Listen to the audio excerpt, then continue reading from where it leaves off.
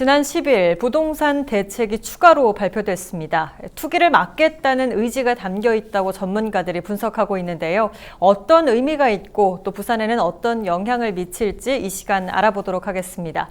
서정열 영산대학교 부동산학과 교수 현재 전화 연결돼 있습니다. 교수님 안녕하십니까? 네, 안녕하세요. 네, 이번에 발표된 부동산 대책 어떻게 보고 계신가요?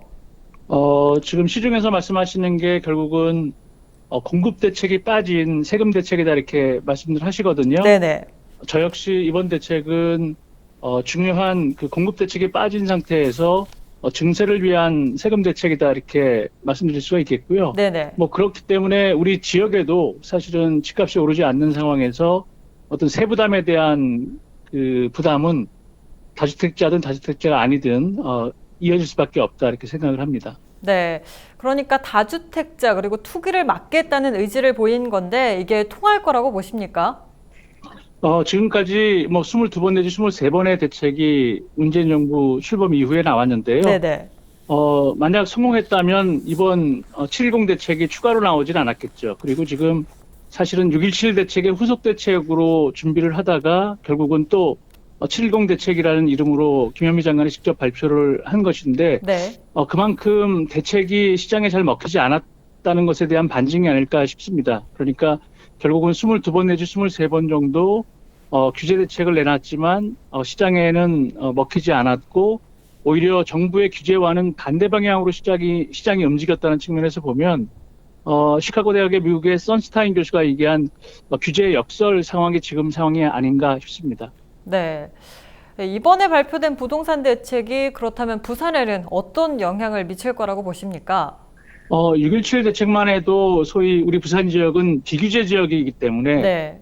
코로나 역시도 그렇게 그 확진자들이 많지 않은 청정 지역이었다는 것인데 그만큼 6.17 대책이 나오면에 따라서 비규제 지역인 우리 부산 지역의 집값을 조금이라도 긍정적인 방향으로 활성화시키는 측면이 없지 않을까 생각했는데 네네. 이번 7.10 대책에 따르면 분양권 전매 제한이라든가 이런 것들이 8월부터 시작됩니다만 지금 분양권 전매 제한과는 별도로 소위 분양권 그 양도세가 비규제 지역, 규제 지역 상관없이 지금 1년 이내에는 70% 정도 확정이 됐거든요. 네. 그런 측면에서 보면 그나마 6.27 대책에서의 주요 비규제 지역이었던 우리 부산 지역의 지방시장 활성화 차원에서의 어떤 그런 기대감도 그러니까 풍선 효과에 따른 약간의 기대감도 이제는 점점 옅어지고 사라지지 않을까 우려스럽습니다. 네.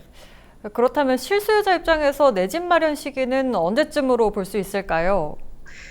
일단 한 두 가지 측면이 가능할 것 같은데요. 네네. 첫 번째는 말씀드렸던 분양권 전매 제한에 따라서 기수분양자들이 가격 하락이 예상됨에 따라서 실수요자가 아닌 투기적 수요는 아마 분양권을 갖고 계신 분들은 내놓을 가능성이 높습니다. 그렇다면 실수요자 입장에서는 그렇게 시장에 나오는 수분양자들의 분양권에 대한 매입을 통해서 내 집을 마련하실 기회가 좀 늘어날 것 같고요.